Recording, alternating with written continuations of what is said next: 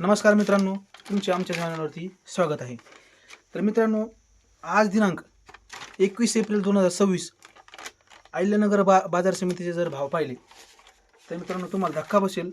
शेतकऱ्यांसाठी एकही माल असा नाही की तो परवडतोय आणि त्याच्यापासून शेतकऱ्यांना फायदा आहे म्हणून एक सुद्धा माल असा नाही राहिला. खर्च सुद्धा मागा येत नाही मित्रांनो. तर आपण प्रत्येक भागामध्ये भाव वेगळा वेगळा असू शकतो. आपण आता फक्त आपल्या अहिल्यानगर बाजार समितीचे भाव पाहूया. आजचे भाव काय आहेत ते 21 एप्रिल 2026 रोजीचे. तर मित्रांनो, सोयाबीनला जर पाहिलं तर आज 3,500 रुपये दर आहे फक्त. आणि शेतकऱ्याला जर परवडायचं असेल तर कमीत कमी 8,000 रुपये भाव पाहिजे. म्हणजे आपला खर्च जाऊन थोडेफार शेतकऱ्यांना पैसे शिल्लक राहतात.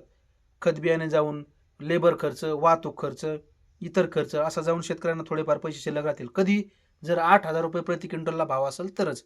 आणि आजचा भाव किती आहे मित्रांनो? 3,500 रुपये प्रति क्विंटल. म्हणजे सोयाबीन सुद्धा शेतकऱ्यांना परवडत नाही. तर पुढचा भाव आहे कांदा. तर कांद्याने तर वांदेच करून टाकले शेतकऱ्यांचे. 500 रुपये प्रति क्विंटल फक्त. म्हणजे कांद्याची गोणी मोकळी जरी घ्यायचं म्हणलं तर 50 रुपयाला गोणी मी शेतकरी मित्रांनो. आणि कांद्याला भाव किती आहे तर 500 रुपये प्रति क्विंटल. आजचा भाव सांगतोय मित्रांनो तुम्हाला 21 एप्रिल 2026 रोजी अहिल्यानगर बाजार समितीचे आजचे लाईव्ह भाव. आणि कांद्याला जर परवडायचं असेल तर कमीत कमी 3,500 रुपये भाव पाहिजे किंवा 3,000 तरी भाव पाहिजे. पुढचा गव्हाला 2,000 रुपये भाव आहे फक्त. तर गव्हाला खर्च वगैरे जाऊन जर शिल्लक राहायचे असेल तर पैसे गव्हाला 4,000 रुपये भाव पाहिजे तर गहू परवडतोय प्रति क्विंटलसाठी. पुढचा भाव आहे मकाला आज जर पाहिलं तर 1,400 रुपये प्रति क्विंटल भाव आहे. आणि मकाचे भविष्यामध्ये आणखी सुद्धा कमी भाव होणार आहेत मित्रांनो. कारण का भारताची अमेरिकेसोबत जी डील चालू आहे, जी मार्केट डील चालू आहे, त्याच्यामध्ये मकाचं पीक घेतलेलं आहे. त्याच्यामुळे मकाचा तिकडून भरपूर पूरच येणार आहे डायरेक्ट अमेरिकेवरून. आणि तिकडे मका इकडे आल्यानंतर आपली मका त्याच्यासोबत कॉम्पिटिशन करू शकत नाही. आपली मका छोटीली, त्यांना एकरी त्यांना 100 ते 150 क्विंटल एवढे उत्पादन होतं. आपल्या किती होते? एकरी 10 क्विंटल उत्पादन होते. तर आपण त्यांच्यासोबत कॉम्पिटिशन करू शकत नाही. आणि ही डील जर झाली तर भारतातील शेतकऱ्यांची खूप वाईट परिस्थिती होणार आहे आणखी सुद्धा. तर आज मकाचा भाव किती आहे? 1,400 रुपये. आणि तर मकाला भाव किती पाहिजे? 3,000 रुपये. तर 3,000 तर सोडून द्या, उलट आता 1,000 रुपये प्रति क्विंटलने सावध राहता विकण्यासाठी. पुढचा भाव आहे हरभऱ्याला आज 4,000 रुपये प्रति क्विंटल भाव चालू आहे फक्त. तर तो किती पाहिजे? तर 8,000 रुपये पाहिजे. फवारणी, खत बियाणे, वाहतूक खर्च इतर जाऊन शेतकऱ्यांना हरभऱ्यामध्ये पण एवढं शिल्लक नाही राहत मित्रांनो. हरभऱ्यामध्ये एकरी 30,000 रुपये एवढाच उत्पन्न निघते. आणि काय परवडतं शेतकऱ्यांना याच्यामध्ये? तर याला कमीत कमी 8,000 रुपये भाव पाहिजे. म्हणजे शेतकऱ्यांना त्याचे निदान उदरनिर्वाह तरी भागू शकतो शेतकऱ्यांचा. पुढचं पीक आहे तुरीला आज 6,000 रुपये प्रति क्विंटल भाव आहे. तर किती पाहिजे? 9,000 रुपये भाव पाहिजे. अपेक्षा एवढी तर शेतकऱ्यांना परवडतं ते. पुढचं आहे तुरीला आज 2,500 रुपये प्रति क्विंटल भाव आहे. तर तो पाहिजे 5,000 रुपये प्रति क्विंटल. ऊसाला 2,500 रुपये प्रति टन आहे.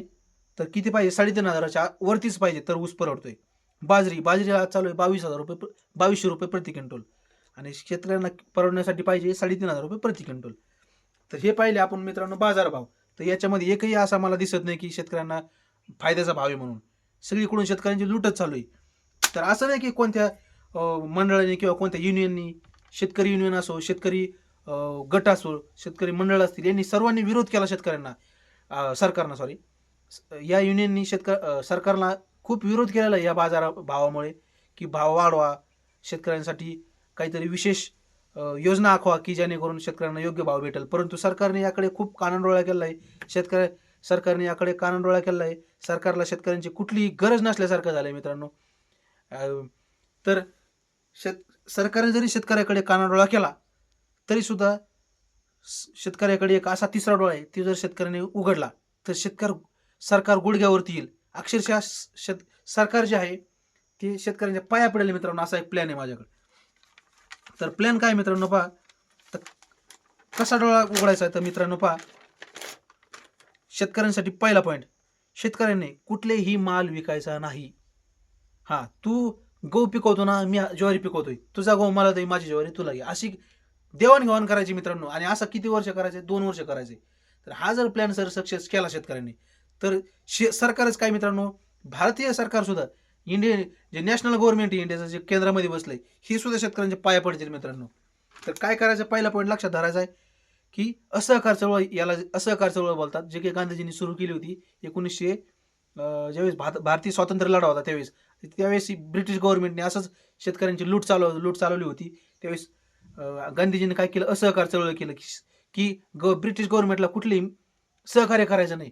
म्हणजे आपण काही दंगाबिंगा करायचा नाही, फक्त सहकार्य करायचं नाही. आपलं जे सहकार्य आहे, म्हणजे सहकार्य कसं, माल खरेदी करायचा नाही, एकही माल खरेदी करायचा नाही शेतकऱ्यांनी, 1 किलो सुद्धा खरेदी नाही करायचा, विक्री नाही करायचा. खरेदी म्हणजे काय, तुमचं बी बियाणे असेल सरकारचं ते खरेदी करायचं नाही, आपलं घरचंच पेरायचं, काय येईल ते आपलं घरी खायचं. खरेदी करायचं नाही, विक्री करायचं नाही, माल कुठलाही विक्री करायचा नाही. याने काय होणार मित्रांनो, MIDC पूर्ण बंद पडणार आहेत, कारखाने बंद पडतील आणि उपाशी मरतील शेतकरी. शेतकरी फक्त किती लोकसंख्या आहे शेतकऱ्यांची मित्रांनो, 30% शेतकऱ्यांची लोकसंख्या आहे. जी 70% जी लोकसंख्या आहे शेतकरी पोसवतोय, उपाशी मरतील. मग तुमचे सॉफ्टवेअर खा, तुमचे बंगले जे बांधले तर तुम्ही सिटीमध्ये, ते बंगले खा, तुम्ही तुमच्या नोटा खा, तुमचे पैसे खा, तुमचे सोने खा मग तुमचे सोने. शेतकऱ्यांनी माल विकायचा नाही मित्रांनो. लक्षात ठेवला पॉईंट. पहिला पॉईंट कोणता आहे, माल विक्री करायचा नाही, आपापसात देवाणघेवाण करायची मालाची, याच्यामध्ये आपलं 2 वर्ष भागायचे. आणि पुढचा पॉईंट कसा आहे, माल विकायचा नाही, 1 पॉईंट. दुसरा पॉईंट, माल खरेदी करायचा नाही, काहीच खरेदी करायचं नाही. तुमचं बी बियाणे असेल खरेदी करायचं नाही मित्रांनो. तुमचं जे सरकारी खत आहे ते खरेदी करायचं नाही, खरेदी करायचं नाही, विक्री करायचं नाही. अशा प्रकारचा आपला तिसरा डोळा उघडायचा आहे. आणि मग पाहू आपण शेतकरी कसा राजा होतोय, कसा किंग होतोय. शेतकरी किंग मेकर आहे मित्रांनो. आपल्याला त्यांनी पायाखाली धरलंय ना, तर आपण सुद्धा त्यांना पायाखाली धरू. जे आपल्याला तोडवतात त्यांना आपण तोडवल्याशिवाय सोडायचं नाही मित्रांनो. आणि कसा शेतकऱ्यांना आपण यादीप्रमाणे कसा भाव भेटत नाही ना शेतकऱ्यांना, तेच आपण पाहू मित्रांनो. सर्वांनी युनियन करा, आपापसात संघटन बनवा. आणि मित्रांनो, शेतामध्ये जर एक गवताची काडी पडलेली असेल ना, तर काडीला महत्व नाही, पण पिंडी जर पडलेली असेल तर पिंडीला महत्व आहे. त्या पिंडीमध्ये पॉवर आहे, त्याच्यामुळे एका शेतकऱ्याला महत्व नाही. सर्वांनी युनियन बनवा, युनियनमध्ये महत्व आहे. आणि अशाच प्रकारे व्हिडिओ जर पाहिजे असेल तर मग आमचे चॅनल सबस्क्राईब करा. व्हिडिओ आवडला असेल तर नक्कीच लाईक करा. धन्यवाद.